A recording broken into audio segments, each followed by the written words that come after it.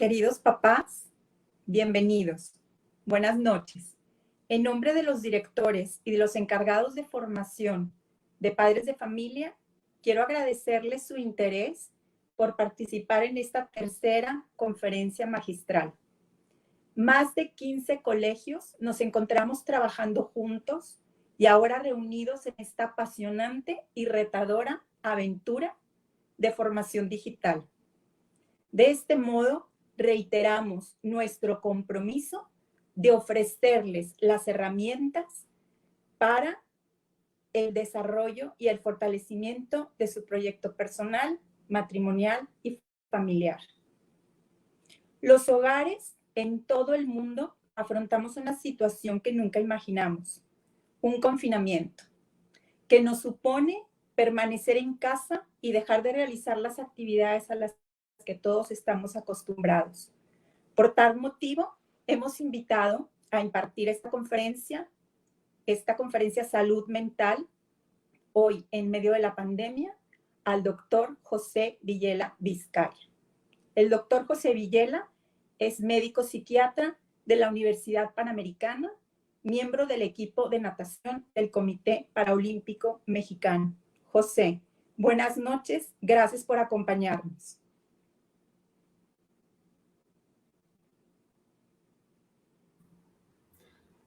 ¿Qué tal? Muy buenas noches y muchísimas gracias, Marta.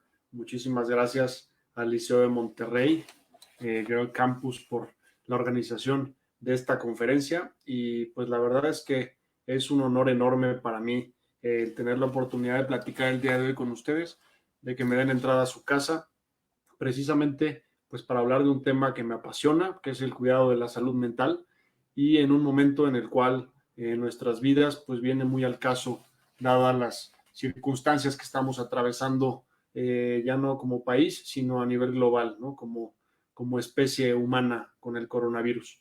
Entonces, pues esta oportunidad quisiera aprovecharla para tomar experiencia desde dos áreas en mi vida. En primera, una experiencia personal a raíz de una adversidad, y en segundo, como mi experiencia más desde la parte profesional como médico psiquiatra. Entonces, bueno, pues ya después de agradecer la invitación y agradecer a todos ustedes el que estén conectados hoy, esta noche, en esta conferencia, pues les empiezo a platicar un poco de esta historia y de qué va esta conferencia. El 19 de enero del año 2010, mi vida cambió por completo a raíz de un accidente automovilístico. Yo estaba terminando la carrera de medicina cuando de repente un camión de basura cayó desde el segundo piso del periférico acá en la Ciudad de México, ocasionándome una lesión en la médula espinal y a raíz de eso una parálisis de gran parte de mi cuerpo. Fue un proceso pues realmente retador, en donde por primera vez en mi vida conocí en primera persona lo que significa la vulnerabilidad. Tuve un cambio pues drástico de 180 grados de una vida de un joven de 23 años acostumbrado a ser activo, a estar pues movido, a tener mucho entusiasmo por la vida. De repente, un martes cualquiera, todo cambió. Y todo por un accidente que, como les decía, vino a transformar por completo mi realidad. Yo soy el segundo de 3 hermanos, tuve la fortuna de crecer en una familia pues unida, con unos padres que siempre nos dieron lo mejor, nos procuraron lo mejor. Entre otras cosas, pues la educación. Estudié en el Cedros, sé que ahorita están conectados varios papás del Cedros, a quienes les mando un saludo muy especial. Y pues la verdad es que antes de este 19 de enero del año 2010, mi vida había sido la de un joven expuesto a adversidades como cualquier otro. Sí había tenido pues una especie de marcaje en mi vida personal por la enfermedad de mis papás. Los dos, por diferentes razones, estuvieron frente a retos en su salud, y yo creo que de ahí se gestó mucho el deseo de estudiar una carrera como la medicina. Actualmente estoy casado con Susana, felizmente casado, tengo 33 años y pues me dedico a la psiquiatría. Tengo mi consultorio particular y adicionalmente realizo deporte paralímpico, tanto natación como atletismo.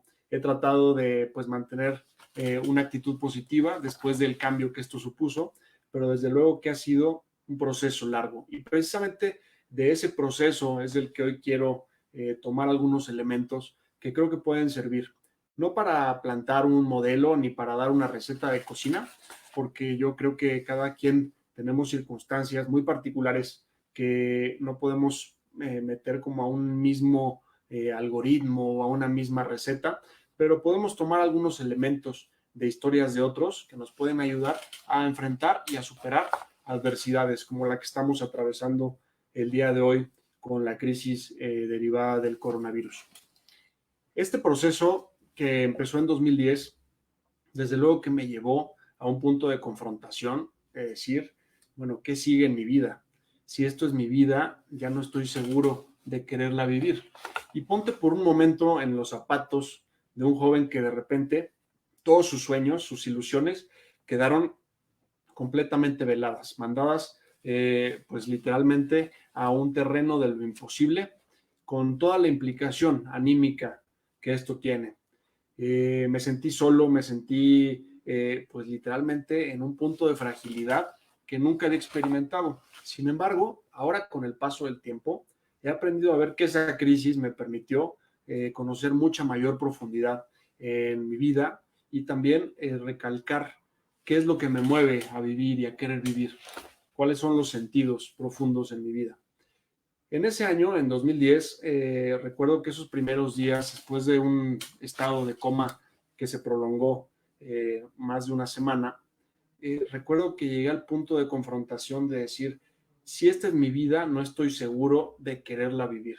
¿Y cómo es nuestra mente que frente a una crisis, frente a un cambio, inmediatamente inicia un proceso en el que busca adaptarse? Este proceso de adaptación, que suena a veces tan ideal, pero que en la práctica es difícil de conseguir, puede llevar a mucha frustración y la falla en el proceso de adaptación da lugar a muchos síntomas que sin duda alguna todos en mayor o menor medida en esta crisis hemos llegado a experimentar. Si evaluamos nuestro estado emocional y qué hemos estado sintiendo estos últimos 40, 50 días, seguramente encontraremos que muchos de nosotros hemos experimentado miedo. El miedo, esta emoción pues tan natural frente a una amenaza, se puede deber a varias cosas, ¿no? Un miedo sin duda a enfermar o a morir por esta enfermedad, quizá un miedo aún mayor a que alguien que queremos enferme o muera por esta enfermedad, así como también todos los cambios políticos, sociales, económicos que esta pandemia ha traído al mundo y que ponen en tela de juicio quizá nuestro trabajo, nuestra normalidad. El cambio es finalmente ese factor que nos está produciendo mucho miedo. ¿Por qué? Porque dudamos hasta cierto punto de nuestra capacidad de adaptación. Y sin duda, esta es una oportunidad enorme de trabajar en esa capacidad de adaptación. Y de eso va esta conferencia. ¿Qué pasa cuando nos adaptamos a una circunstancia adversa? El parámetro que nos permite identificar que estamos logrando realmente adaptarnos es que tenemos paz en el proceso, que aunque puede haber dificultades, en el proceso no se pierde la paz. En cambio, cuando no estamos logrando adaptarnos, es importante identificar primero por qué y en segundo lugar, empezar a tomar medidas para lograr una adaptación mucho más exitosa a la circunstancia. Aquí lo esperanzador es que uno puede sentir que no tiene las herramientas para enfrentar una circunstancia adversa, pero vamos a ver que existe una capacidad innata en nosotros que está demostrada científicamente, cuyo nombre es resiliencia, que es esa capacidad de sobreponernos a una situación adversa y salir fortalecidos, la cual se puede desarrollar y no es algo que te tocó o no te tocó en la lotería de la vida. Entonces, hablando específicamente de los obstáculos que podemos encontrar para una correcta adaptación a la circunstancia actual, en primer lugar está el tiempo. El adaptarnos requiere un proceso y como lo dice implícitamente la palabra proceso, el transcurrir del tiempo es lo que permite a nuestra mente muchas veces asimilar. Y ha sido todo tan rápido al grado de que hace unos 4 o 5 meses no teníamos ni idea de la existencia de esta enfermedad y ahora ha cambiado tantas cosas de nuestra vida que es natural que nuestra mente no tenga la capacidad de procesar y asimilar todo de golpe. Tenemos que ser pacientes en este sentido para permitir que los mecanismos de adaptación de nuestro cerebro empiecen a trabajar. Ese es un obstáculo que sin duda tiene mucho que ver con las dificultades para la adaptación. Uno segundo que tiene mucho que ver también con esta dificultad para adaptarnos es la dificultad como para encontrar nuevas soluciones a problemas viejos que se enfrentan a nuestra mente. Es un concepto que se conoce como rigidez cognitiva. Y la rigidez cognitiva, estoy convencido que es una de las mayores causas de sufrimiento en los seres humanos. ¿A qué nos referimos con esto? A que si nosotros tenemos un plan o teníamos visualizada una vida de una manera y de repente cambia el terreno de juego, la rigidez cognitiva es la que te hace decir, no, yo quiero que el plan sea como lo pensé. A mí no me saquen de las cosas como yo las había imaginado. Y esto es fuente de muchísimo sufrimiento porque te impide ver la realidad de una manera acertada, de una manera pues literal, como es la realidad. Y hace que trates tú de ponerle condiciones a las realidades y a las circunstancias, cosa que pues suena desde luego fantasioso e imposible. Sin embargo, nuestra mente busca muchas veces refugio en eso, en quedarse en un esquema anterior y no cambiar al que sigue. Todos tenemos en mayor o menor medida rigidez cognitiva y creo que el encontrar una solución a esa rigidez cognitiva puede darnos muchas pistas de por dónde adaptarnos mejor a la circunstancia. Después de pensarlo mucho, he llegado a la conclusión de que el factor que más ayuda a ir poco a poco reblandeciendo nuestra mente en el sentido positivo es el sentido. Cuando encuentras un sentido al cambio, cuando encuentras un sentido trascendente, es cuando se facilita la adaptación y cuando esa rigidez cognitiva empieza poco a poco a ceder. Otro obstáculo, también muy presente a la adaptación, es ese ego que todos tenemos impreso como seres humanos y que hace que tengamos a veces una actitud de obstinación ante la vida y ante las circunstancias en las que intentamos decirle a la vida cómo tiene que ser. Y si algo se sale de ese esquema, no solo sufrimos, sino que llegamos a frustrar al grado de condicionar nuestra vida y decir, si no es como yo digo, entonces no me interesa. Yo tenía planeado esto este año 2020, entonces algo me saca de mi esquema, entonces no me interesa. Y esos obstáculos, finalmente, esos obstáculos a la adaptación son los que desde mi punto de vista dan origen a la mayoría de los síntomas que ahorita estamos viendo pues en toda la sociedad. Quiero que sepas que como psiquiatra te digo que hoy en día los únicos que conservamos la salud mental somos los psiquiatras. No, no es cierto. No, yo creo que ya no la teníamos desde antes. Pero es una realidad que nos está pegando a todos, sin importar nuestra profesión, sin importar nuestra edad. Quiero hablar en primer lugar de la ansiedad. Hablábamos hace un momento del miedo. Esa ansiedad que nos lleva a reaccionar.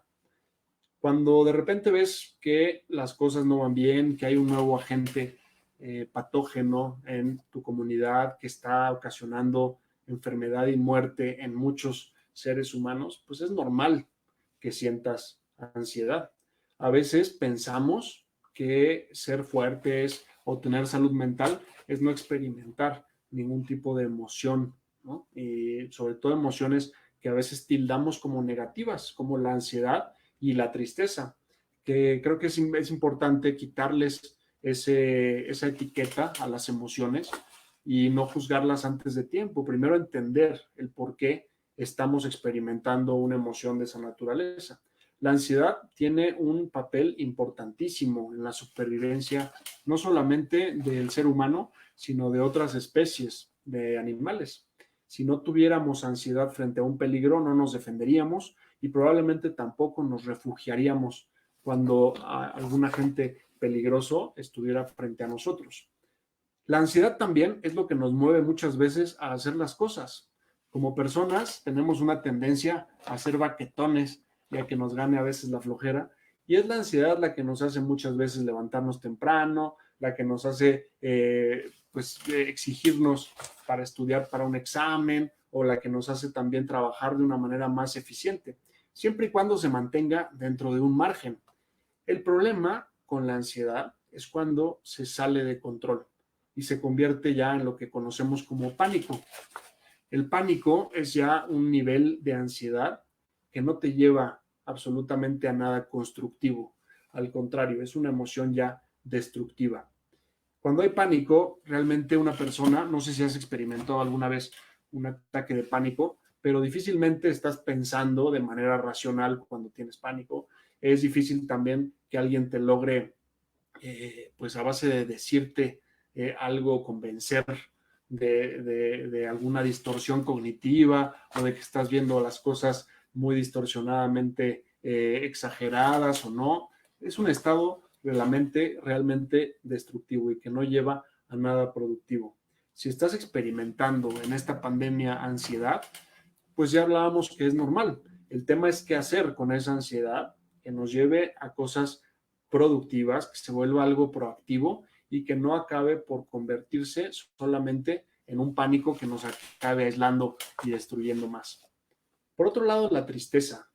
No sé si les ha pasado, pero es inevitable, si tienes tantita empatía y sentido de conciencia social, sentirnos tristes por lo que está pasando.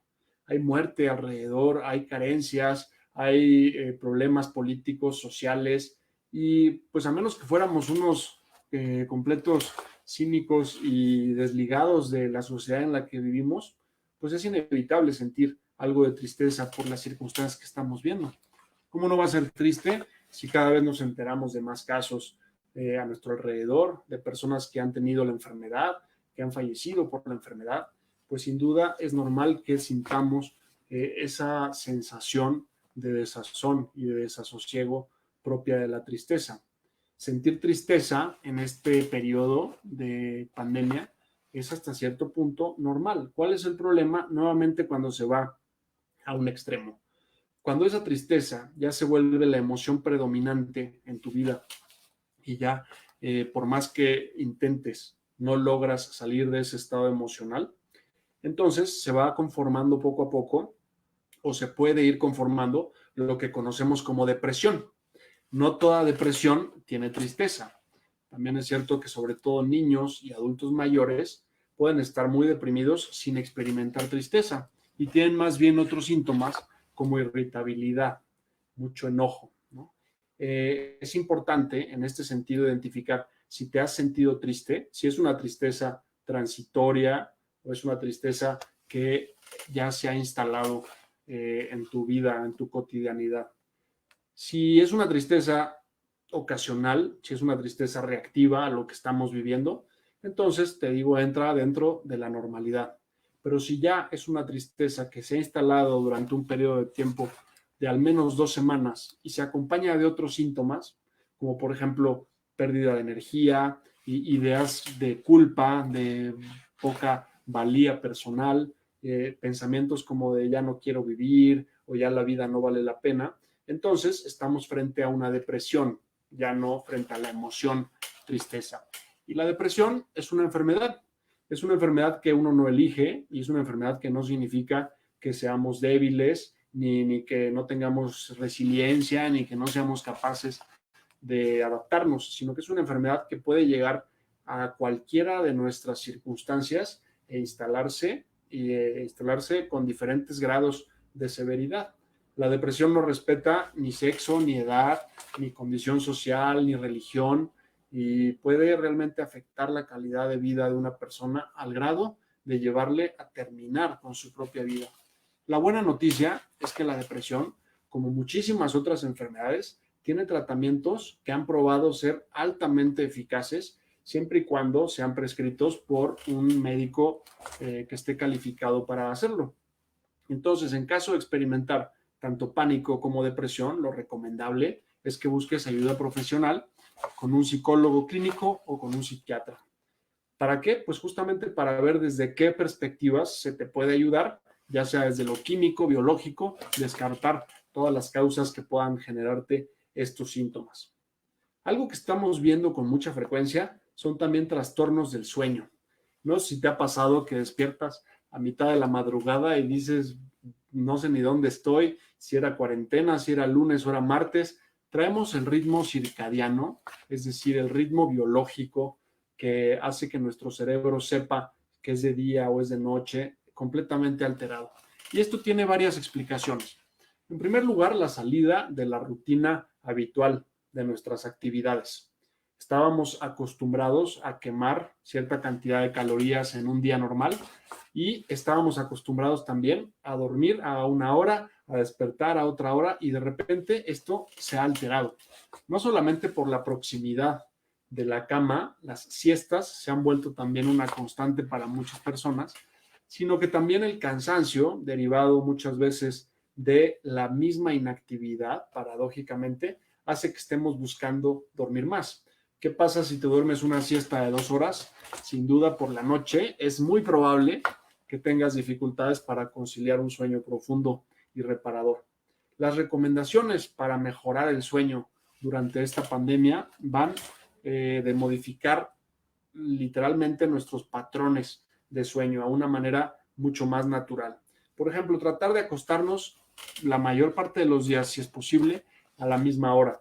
Levantarnos más o menos a la misma hora. Evitar las siestas, evitar también bebidas estimulantes como el café y otras bebidas como algunos tés, ¿no? Sobre todo el té negro, antes de dormir. Puede ser una medida también que ayude a que en la noche tengas un sueño mucho más reparador. Evitar las siestas, ya decíamos, y también procurar que tengamos un nivel de actividad lo más parecido a como era antes de estar confinados.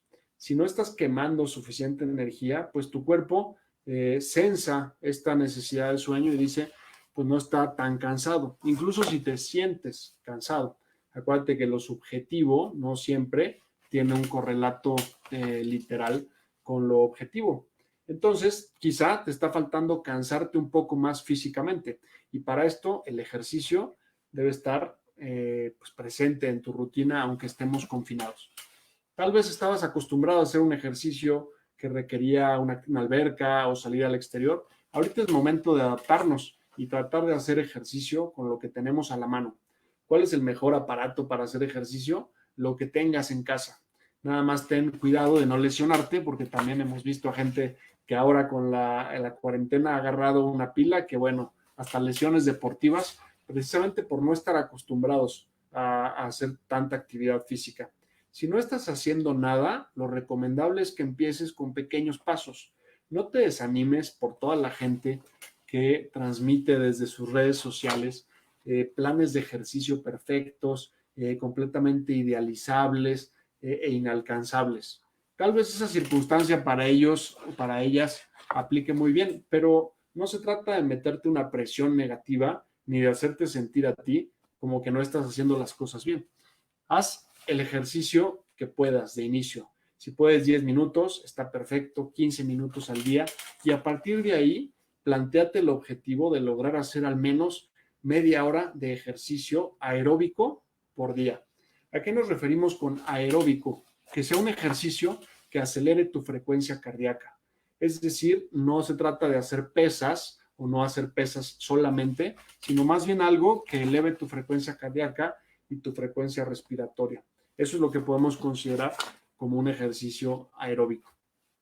Puedes buscar muchísimas opciones que hay de tutoriales para hacer ejercicio en casa y también incluso personas que estamos en silla de ruedas como yo, no es pretexto. Hay muchísimas cosas en internet para hacer aeróbics o ejercicios aeróbicos desde la silla. Así que el pretexto de me lastimé la rodilla aquí no aplica y todos podemos hacer algo de actividad física sin importar la edad. Si eres adulto mayor o tienes ya problemas con el equilibrio, haz ejercicio sentado. No te expongas a caerte o a darte un ranazo que luego te lleve al hospital con una fractura de cadera. Ahorita no es deseable eso, pero sí muévete más. Eso, sin duda, en el sueño tiene un efecto positivo, así como también en la ansiedad y en el ánimo. Si de plano no consigues dormir a pesar de hacer actividad física y de tener orden en tus hábitos de sueño, busca ayuda profesional. También es muy importante que en la cama no nos quedemos leyendo ni viendo televisión, porque entonces nuestro cerebro asocia al estar en la cama con estar despierto. Usa la cama solamente para dormir y vas a ver que tu cerebro, en cuanto ve que ya te acercas literalmente a la cama, dice, es hora de apagar poco a poco el motor del cerebro. Es muy importante también hablar hoy de la emoción del enojo. He visto en muchos pacientes e incluso en mí mismo que por momentos me siento irritado y no necesariamente contra algo o contra alguien en particular. Analizándolo me he dado cuenta que es una reacción también frente a la ansiedad. Si nos ponemos a pensar, cuando estamos ansiosos existen diferentes posibles respuestas. Una, sin duda, es llevarnos a escapar de una situación. Imagina que estás paseando un día por la calle y de repente se aparece un león y ruge, pues obviamente la reacción de la mayoría de nosotros será intentar escapar. Habrá un porcentaje que se quedará petrificado ante el león sin poder actuar, pero otro porcentaje, quizá el menor, atacará. Entonces tenemos que ante la ansiedad hay tres posibles respuestas. O escapas, o te congelas, o atacas. Y ese ataque no es personal. Si has notado últimamente que estás más irritable o mucho más sensible a cosas que normalmente te enojan, quizás se deba también a algo de ansiedad y hay que ir tras el control de esa ansiedad. Hay muchísimas técnicas que han demostrado funcionar para controlar la ansiedad. Y la buena noticia es que son técnicas gratuitas, disponibles todo el tiempo. Muchas tienen que ver con la respiración. En Internet puedes encontrar muy buenos tutoriales de respiración diafragmática y otras técnicas como, por ejemplo, el mindfulness, te pueden enseñar a controlar muchísimo mejor estas emociones. Si incorporas en tu rutina diaria un rato de silencio, de respiración consciente, es probable que permitas que estos síntomas de ansiedad fluyan mejor y sobre todo no se vayan acumulando y transformando en otras emociones negativas. Algo que estamos viendo también ahora con frecuencia en nuestra sociedad es todo el estigma asociado a la enfermedad del coronavirus. Hemos visto el estigma hacia el profesional de salud que le atacan y que le discriminan simplemente por dedicarse a lo que se dedica, que les avientan cloro, piedras en diferentes lados, y también a las personas que han padecido esta enfermedad. Es muy importante que tengamos en cuenta que el estigma solamente se combate con información. Necesitamos tener información que sea verídica y que nos tranquilice para que no actuemos de más emocionalmente frente a nuestros miedos. Si alguien ataca a un médico o a un paciente con coronavirus diagnosticado, se debe principalmente al miedo que tenemos todos en estos momentos. Así que es importante informarnos. Si alguien ha padecido la enfermedad de coronavirus y ha sido dado de alta después de un periodo de 2-3 semanas, esa persona ya no tiene potencial contagioso. Entonces es importante que siguiendo las medidas prudentes de sana distancia que estamos siguiendo todos como sociedad, esa persona se vaya incorporando a sus actividades. Si alguien en tu familia tiene la enfermedad, es importante que reconozcas que esa persona, ante todo, es tu familiar y evites el utilizar etiquetas de dónde está el infectado, quién es el infectado, cuántos infectados van. No son infectados, somos todos personas y todos tenemos riesgo de estar en una circunstancia como una infección por cualquier virus, no solamente por el coronavirus. Con pues ya con esta introducción a los padecimientos y a los síntomas desde la esfera psicológica o psiquiátrica que estamos observando con más frecuencia, me gustaría ahora hablar de ese sentido precisamente, que es el que permite ir poco a poco lubricando la rigidez cognitiva y permitiendo que nos adaptemos de una mejor forma. Esto te lo platico a raíz de mi experiencia, como 4 pilares que me ayudaron a mí a adaptarme mejor al cambio de circunstancia al que me enfrenté. Si te pueden servir, pues adelante. De eso se trata precisamente el que estemos hoy platicando. Son 4 pilares que tienen en común el que empiezan con la letra F Y son los 4 ejes que permitieron que poco a poco yo fuera entrando en este proceso de ir saliendo adelante. El primer pilar, que me parece fundamental que ahorita cuidemos durante la cuarentena y profundicemos en él, es el pilar de la fe. Independientemente de cuál sea nuestro credo o qué religión practiquemos, la práctica de la espiritualidad se ha asociado a enormes beneficios para la salud mental y para el bienestar en general de las personas. Yo soy católico y en los momentos de mayor dificultad frente a la circunstancia que estaba viviendo, aunque estaba enojado por los cambios en mi vida y porque no me gustaba mi nueva circunstancia, esto permitió, aunque estaba enojado y frustrado, pues traté de nunca dejar de lado mi espiritualidad y mi religión. Esa oración que al principio era un reclamo y que al principio era como decirle a Dios, oye, ¿por qué a mí? ¿Por qué me está pasando esto? Poco a poco se fue convirtiendo en un diálogo y poder experimentar ese diálogo que es bidireccional, en el cual pues realmente no solo hablas, sino que también escuchas en canales distintos al auditivo, escuchas en el corazón y en el alma a través de la oración, permitió que me fuera fortaleciendo y que tuviera sin duda al aliado más importante que necesitaba en esta lucha. Estaba en el hospital en aquel año, en 2010, año que pasé prácticamente en su totalidad en el hospital, cuando recibí una carta del padre Javier Echevarría, anterior prelado del Opus Dei, quien desde Roma, al ver a una bola de mexicanos que estaban ahí por el UNIF, este congreso que se hace en Semana Santa en Roma para acompañar al Papa y a donde van universitarios de todo el mundo, el padre Javier se acercó a unos mexicanos que estaban ahí y les entregó una carta que me enviaba con muchísimo cariño desde allá. Y te comparto el contenido de esta carta porque sin duda refleja un aspecto importantísimo en justamente la búsqueda de Dios en medio de la circunstancia adversa que estaba atravesando. La carta decía, después de saludarme y de decirme que había estado al pendiente de mi salud, decía un párrafo que me parece muy sustancioso. Decía, Jesús, que te quiere mucho, pasa cerca de ti con su cruz y te pide que te identifiques con ella. Continuaba después, no desaproveches esta oportunidad de verle cerca. Estas palabras del padre Javier que sin duda pues me llegaron profundamente, se volvieron un tema constante de ese diálogo con Dios, tratando de ver cuál era ese sentido trascendente escondido detrás de lo que había pasado.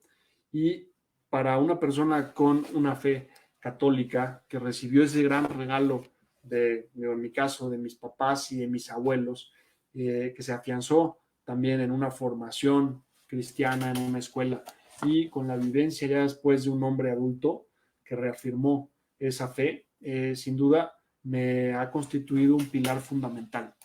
Si eres una persona que no ha visto necesidad o no ha querido desarrollar esa esfera espiritual, esta es una excelente oportunidad de confrontación, porque desde la vulnerabilidad y cuando nos sentimos mal, paradójicamente es mucho más puro lo que se transmite en esa oración. Nos vemos en nuestro verdadero tamaño y quitamos muchas cosas que obstaculizan esa relación, como son, por ejemplo, el pensar en cosas superficiales, en lo que tengo, en cómo me veo, y más bien plantearnos cosas más profundas, como cuál es el sentido de mi vida aquí, por qué Dios ha permitido que yo esté vivo. Y estas preguntas que no nos hacemos todos los días, ahora en la cuarentena hemos tenido oportunidad de reflexión.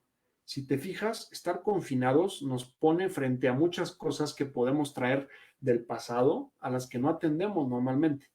Crisis existenciales, problemas previos ya de ansiedad o de tristeza, y esto obviamente pues se agudiza con el confinamiento.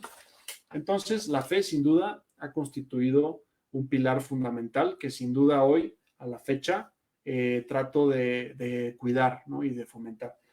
Si estoy viendo realmente esto cara a Dios, entonces muchas cosas las acabo dejando en sus manos Y cuando dejo las cosas en manos de Dios realmente, y digo realmente porque a veces decimos, no, hombre, hay que dejárselo a Dios. Si realmente dejamos en manos de Dios lo que está pasando en nuestra circunstancia adversa, si realmente dejamos en sus manos el camión de basura, nos vamos a dar cuenta que el camión de basura al lado de sus manos es muy poca cosa y experimentamos mucha paz. El segundo pilar, después de la fe, es la familia. Sin duda, el haber recibido todo ese cariño y todo ese ejemplo de mis padres y ahora en mi proyecto familiar con Susana, mi esposa, se ha vuelto pues un pilar fundamental. Para mí, ¿qué es la familia? La familia es no solamente ese núcleo de la sociedad, sino que más bien se vuelve ese compartir lo positivo y también las dificultades. Desde que me pasó el accidente, yo nunca me sentí solo con el camión de basura. Al contrario, mi familia, sin falsas pretensiones y sin rollos, me hizo sentir siempre que estaban conmigo, que esa carga se distribuía entre todos. Y cuando la carga se distribuye entre todos, la verdad es que cambia por completo la ponderación que hacemos sobre la dificultad. Y entonces, pues siempre ha sido una oportunidad también de apoyarme en ellos y de apoyarnos todos, en todos como familia. Eso me ha llevado a profundizar en el amor que nos tenemos como familia y también a entender el sentido de la familia, a entender por qué Dios me ha bendecido con personas tan extraordinarias, no solo en mi familia directa, sino en mi familia extendida, cosa que me vuelve muy privilegiado y me siento muy agradecido. La tercera letra F es la F de fortaleza. Y quiero que entendamos fortaleza no como esa fuerza muscular o esa fortaleza de yo aguanto. La fortaleza verdadera, desde mi punto de vista, es la resiliencia, precisamente ese concepto que les decía hace un rato, que está ahorita muy en boga en el estudio de la neurociencia y del que cada vez se concluyen aspectos pues, mucho más interesantes y útiles para el tratamiento de diferentes circunstancias de la vida, sobre todo pues, de las personas que se enfrentan a adversidades o traumas. La resiliencia es un concepto que se extrajo de la física de materiales, y se refiere justamente a esa capacidad de los materiales de regresar a su posición original después de ser sometidos a una fuerza externa, y no solamente de regresar a su fuerza, a su forma original, sino incluso de rebotar en el proceso. Y precisamente se extrae de la física y se empieza a aplicar a la psicología y se descubre que es una capacidad desarrollable en los seres humanos, es decir, que tiene un elemento volitivo que está sujeto a que voluntariamente deseemos ser más resilientes. Podríamos hablar bastante sobre resiliencia y de hecho para el que guste profundizar sobre este concepto, les recomiendo un libro que ahorita va a aparecer en sus pantallas la referencia, que es de la doctora Rafaela Santos, una psiquiatra española muy querida, que puede darles pues mayores detalles sobre este tema si es que están ustedes interesados. La verdadera resiliencia no tiene nada que ver con la perfección que a veces imaginamos. Si nos ponemos a pensar en alguien resiliente, podemos caer en esa como tentación o en ese juicio equivocado de decir, no, la resiliencia es gente perfecta que aguanta todo. No, la gente resiliente es igual de perfecta o igual de imperfecta que cualquiera de nosotros. Sencillamente trata de no hacer con la desgracia un material para meterse en sí mismo y quedarse en una depresión o en un victimismo, sino más bien convertirlo en un estímulo. Cuando conviertes la adversidad en combustible, entonces estás siendo una persona resiliente. A veces pensamos que la frustración es algo que debemos evitar a toda costa, cuando en realidad la frustración es la única escuela que tenemos para el desarrollo de la resiliencia. La pandemia que estamos viviendo actualmente constituye una oportunidad enorme para frustrarnos por muchas razones, porque estamos trabajando desde casa, cosa que puede ser incómoda o frustrante para algunos, puede ser también que estés teniendo dificultades para encontrar espacios en silencio porque están los niños en casa, Puede ser también que tengas frustraciones derivadas de problemas en el trabajo. Esta es la ocasión ideal para frustrarnos, siempre y cuando metas el ingrediente de la voluntad y decidas que esta frustración se capitalice para tu bienestar. El crecimiento psicológico, la profundización, no puede darse sin esa sensación de desazón que nos da la adversidad. Así como tampoco puedes ir al gimnasio y pretender ponerte muy fuerte sin experimentar días después de rutinas en los que no te puedes mover casi, que te duele todo, porque es parte del proceso, es requisito indispensable para poder crecer. Y el crecimiento interno no es la excepción. Aquí lo que toca es justamente meter la voluntad de decir, esta adversidad, esta pandemia, quiero que me ayude a profundizar, quiero que me ayude a fortalecerme, a desarrollar nuevas capacidades que tal vez no he tenido hasta hoy, pero que puedo ir aprendiendo a desarrollar. Y si es así, vas a ir poco a poco logrando que esta pandemia deje una huella positiva en tu vida, que te haga ser una persona mucho más analítica, que te haga ser una persona que se conoce más. Las personas resilientes se conocen más y no creas que se conocen solamente en sus fortalezas. Al contrario, conocen mejor sus debilidades y sus defectos y trabajan con ellos, luchan con ellos. Y esta ponderación de reconocer cuáles son sus defectos y cuáles son sus virtudes, la hacen con humildad, porque no se trata ni de sentirnos más, pero tampoco de sentirnos menos. Y cuando se hace esta ponderación con humildad, la consecuencia es que estamos alegres, alegres de reconocer nuestras limitaciones. Una persona resiliente se siente alegre sabiéndose vulnerable y no tiene problema con sentirse de esa forma. Al contrario, al reconocer sus debilidades, encuentra sus fortalezas. Y eso es precisamente lo que puede ayudar en un momento como este a sentirnos pues como con mayor capacidad de desarrollo o más resilientes. En cuanto a las quejas, una persona resiliente no es que no se queje. Yo creo que la queja es una parte inevitable en nuestra condición humana. Pero la persona resiliente no se instala en el papel de quejarse de todo. Hemos escuchado hoy en día quejas de todo tipo, algunas de las cuales son legítimas y otras que dices, ¿de verdad te estás quejando de eso?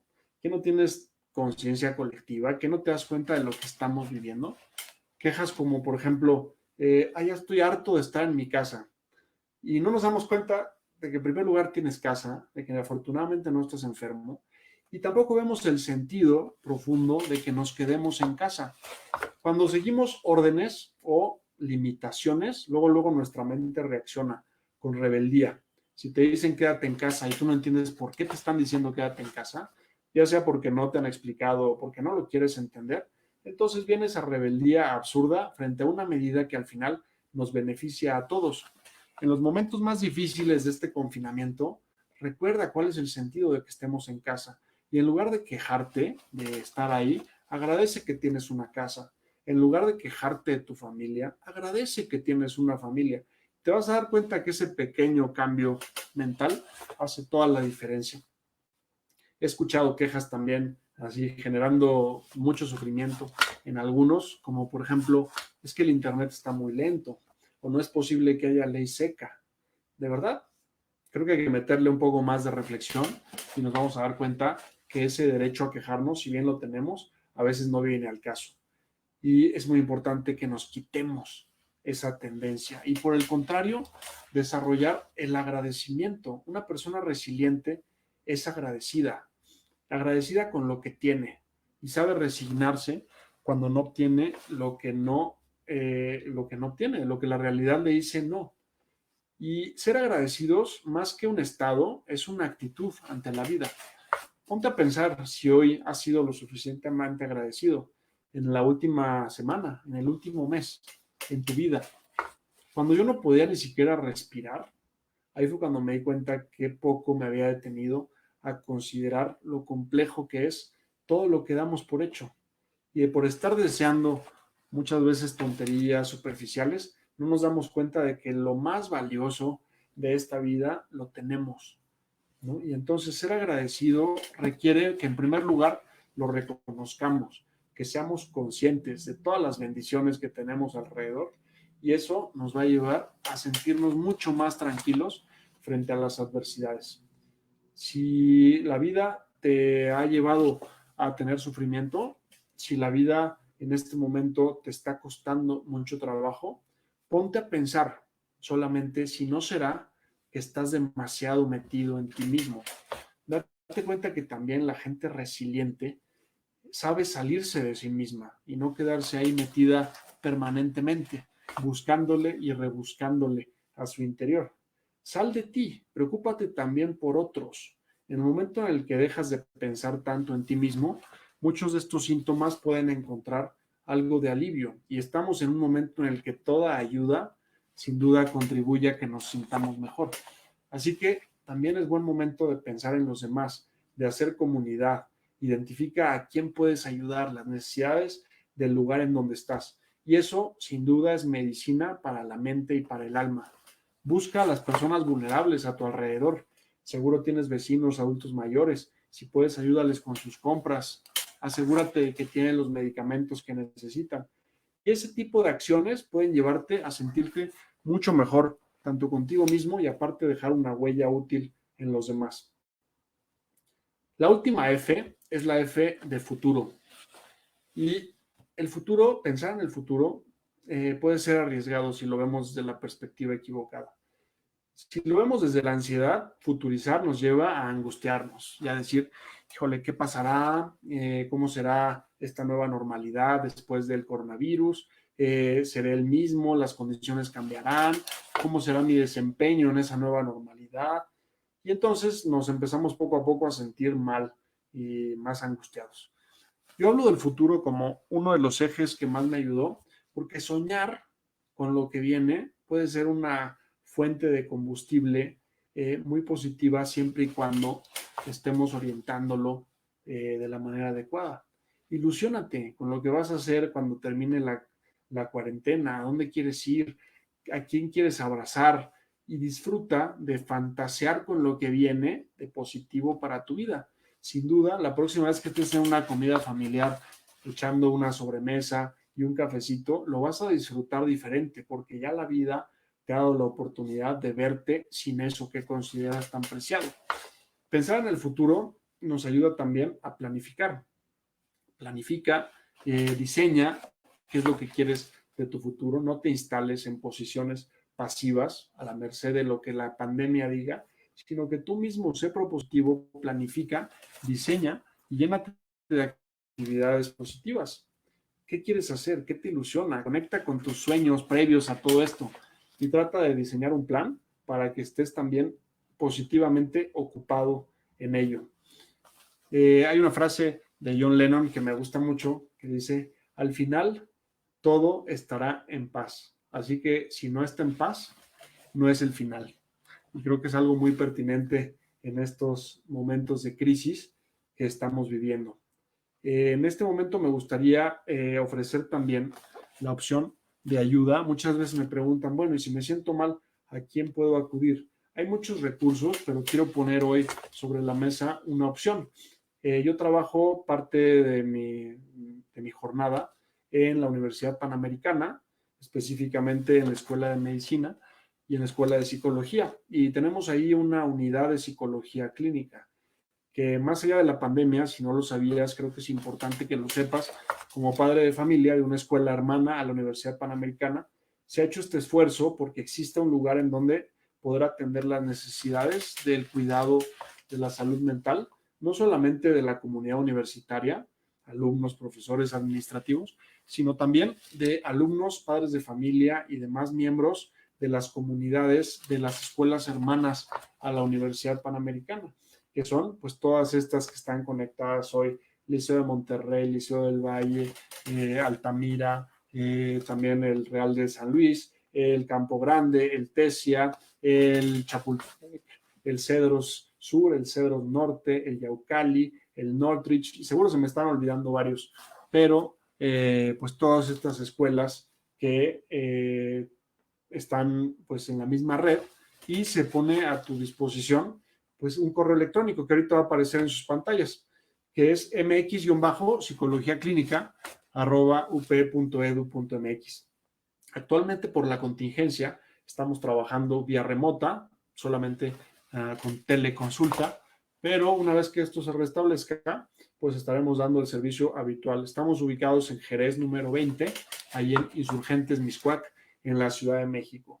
Si no eres de la Ciudad de México, el punto es encontrar ahí donde estás, seguramente hay buenas opciones de atención, solamente hay que encontrarlas. Así que si requieres, puedes entrar a directorios del Consejo Mexicano de Psiquiatría y otros directorios médicos en donde hay opciones confiables para que busques atención en estos momentos. También está la Línea de la Vida, una iniciativa del gobierno a la que puede acudir cualquier mexicano que esté en crisis, en donde llamas y se te puede canalizar también a recibir atención psicológica durante esta crisis.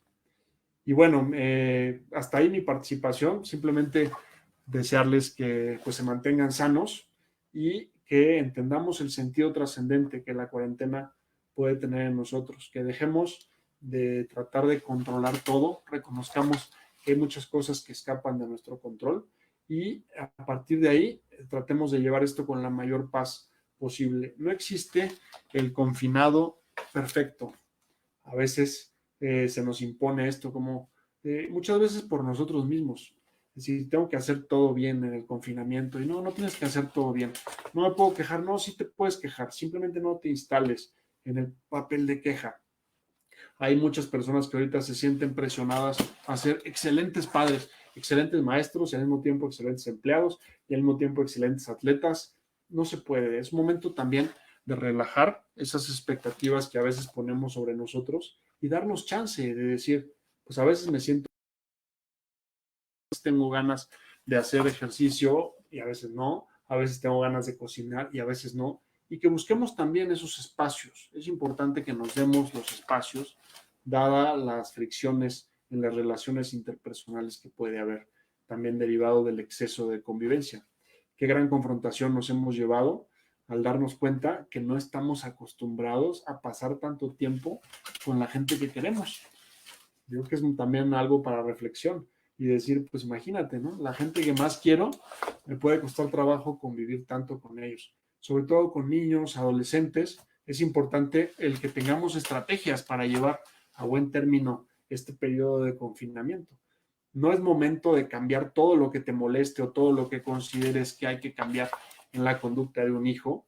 Elige qué batallas valen la pena y qué batallas no valen la pena y te vas a ahorrar mucho desgaste. Tal vez por la cuarentena ahorita te brinquen más las cosas que no te gustan o que te causan fricción de algún familiar. Trata de pensar si es el momento o si será mejor que pasando este periodo puedas hablar de ello de una mejor forma. Cuiden a sus relaciones familiares y también a sus relaciones sociales. Estar confinados no significa estar aislados, así que busca a tus amigos, escríbele. Hoy en día hay muchas herramientas para también mantener la socialización activa y pues que esta parte de nuestra persona humana, la parte social, tampoco sufra tanto abandono.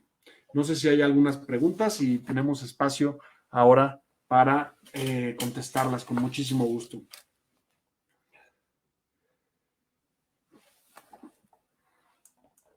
Me preguntan, ¿cuál es la mejor manera de pasar la cuarentena para no salir pero no aburrirse?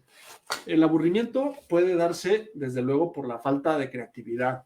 Si nos ponemos creativos, podemos encontrar un sinnúmero de actividades que hacer desde casa. También el aburrimiento tiende a presentarse cuando estamos como más pasivos, más dependientes del estímulo externo para hacer las cosas. Ponte propositivo y búscale. Hay muchísimos recursos para no aburrirse. Y sobre todo no aburrirse sin dejar de enfrentar la circunstancia actual. Mucha gente dice, no, yo ahorita no estoy pensando en nada, pongo series y ya se me pasa todo el tiempo. No, búscale y diseña un plan, ¿no? Si tú tienes un plan lleno de actividades sin angustiarte, entonces el aburrimiento va a ser menos factible. Depende de cada quien, cuáles sean tus gustos, tus aficiones. Hay personas que ahorita están conectando con gustos y aficiones de bastantes años atrás y la están pasando bien con eso. Entonces, pues trata de encontrar en dónde están esos gustos. Y hay muchas opciones, ¿no? Desde cosas recreativas, juegos en familia, rompecabezas, conectar también con tu parte artística, puede ser un buen momento, aunque no seas artista, pero dedica tiempo a este tipo de actividades para que pues canalices también tu creatividad y uses el tiempo de una manera productiva. Pregunta, ¿qué le recomiendas hacer a una joven de tercero de prepa cuando tiene momentos de ansiedad y se siente triste porque su último año en la escuela no es como siempre lo soñó? La verdad es que es una situación difícil que muchos están atravesando porque pues sin duda cambió todo el plan. Cuando tenemos una ilusión, un ideal, de repente se nos cae, la reacción psicológica es bastante fuerte. Aquí lo primero es reconocer lo que estamos sintiendo y no tratar de decirle, ya, siéntete bien, luego, luego, ni mucho menos. Lo primero es decir, sí, está de la patada, sí, me dolió mucho que pasara esto. Y una vez que reconocemos esta emoción en nosotros, poder tratar de compensarla de la mejor forma. Aquí ayuda mucho tomar en cuenta el sentido, ¿no? Si yo veo el sentido de por qué no voy a poder tener mi graduación como siempre la soñé, entonces mi enojo va disminuyendo.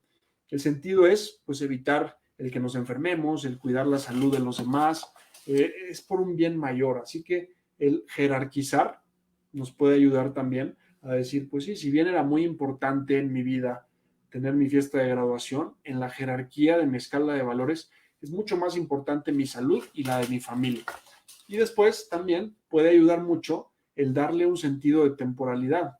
Ya festejaremos, y sí, ya festejaremos, ya haremos una fiesta, ya veremos cómo compensar, ya veremos si se puede hacer algo, pero de que no nos vamos a quedar con las ganas de celebrar absolutamente nada lo que pasó.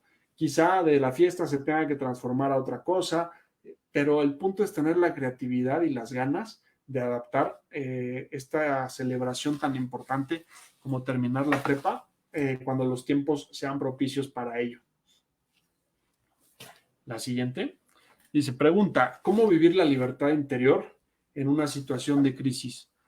¿Cómo saber lo que es mejor y bueno para mí? Es una pregunta profunda y sin duda no tiene una respuesta fácil. Te voy a platicar lo que a mí me ayuda para saber si estoy siguiendo el camino adecuado. Mi parámetro es la paz. Lo que es de Dios y lo que me hace libre interiormente me da paz. Entonces, si de repente empiezo a pensar en algo o empiezo a darle vueltas a algo y mi sensación es más bien de intranquilidad, siento que estoy dándome demasiada importancia en algún aspecto o que estoy aburguesándome en otro aspecto, sé que no va por ahí. Y lo que me ayuda en esos momentos es decir, no, lo que es de Dios da paz. Entonces, he encontrado de esa forma, desde el desarrollo interior, qué es lo que tengo que hacer en los momentos necesarios. Es una escucha también en el corazón de lo que Dios quiere en tu vida. Ponte a pensar en estos tiempos, ¿qué quiere Dios de mí? En donde me ha puesto, de qué forma puedo ser útil, de qué forma puedo ayudar a otros. Y el parámetro, como te decía hace un momento, es esa paz interior, que para mí es el sinónimo de felicidad. A veces pensamos en felicidad como ese estado de contento, pero creo que la felicidad verdadera se parece más a la paz que a la alegría. La siguiente. Última pregunta. Una persona adulta mayor que vive sola, ¿cómo superar el encierro, aún teniendo actividades dentro de la casa?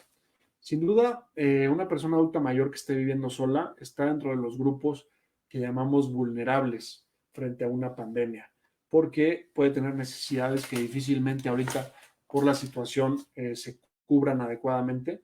Y sin duda la soledad es canija. La soledad te confronta, te hace pasarla mal y creo que la mejor opción que tenemos ahorita como sociedad para ofrecer a las personas que se encuentran en esta circunstancia es que los jóvenes, los que sabemos un poco más de tecnología, les facilitemos todos los medios posibles para que puedan suplir esa necesidad social utilizando todas las plataformas que hoy existen para distanciarnos menos en medio de lo que está pasando.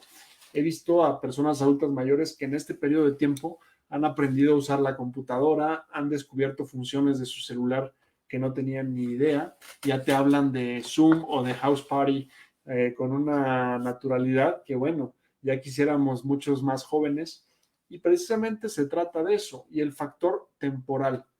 Comunica tus necesidades y date cuenta que esto va a pasar. Dile a tus familiares, necesito platicar, aunque sea un ratito todos los días. Tal vez para ti no es tan importante, pero para mí lo es. Y si comunicamos nuestras necesidades en ese sentido, eso puede contribuir a que los demás también entiendan lo que están en posición de darnos y lo que no. Hemos visto también gestos muy bonitos de amor por la familia, por los adultos mayores, con visitas, aunque sea al pie de calle. Simplemente ver a la gente que quieres, aunque sea en la distancia, puede alimentar muchísimo esa necesidad que tenemos del amor de la familia. Me acuerdo mucho en el hospital, simplemente ver a mi familia, aunque fuera detrás de una puerta con vidrio, aunque fuera detrás de un cubrebocas y de un traje, pues me hacía toda la diferencia y me hacía sentir muy, muy querido. También si tienes fotos de la gente que quieres en casa, es momento de ponerles en un lugar más protagónico de tu casa, que recuerdes constantemente que aunque te sientas solo, no estás solo. Si logras hacer eso, sin duda, la tristeza que puede dar esta circunstancia se va a ver atenuada y te darás cuenta que estás rodeado de mucho amor, aunque por la cuarentena estés distanciado temporalmente de ello. Y bueno, pues hasta aquí la conferencia del día de hoy.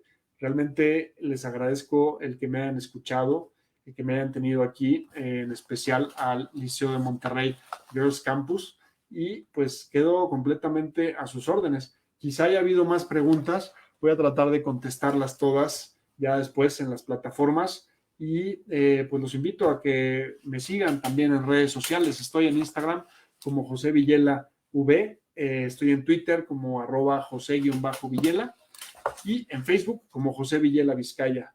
Cualquier duda o en lo que pueda ayudarles, pues será para mí un honor. Les transmito de verdad un abrazo de corazón y espero que se mantengan muy bien. No dejen de sintonizar la próxima semana la conferencia que dará Leticia Valero, titulada Del caos a la calma en tiempos de crisis. 13 de mayo, 8:30 de la noche, y pues a seguir creciendo, como decía Bosco, crecer confinados, crecer hacia adentro. Les mando un fuerte abrazo y que tengan muy buena noche. Gracias.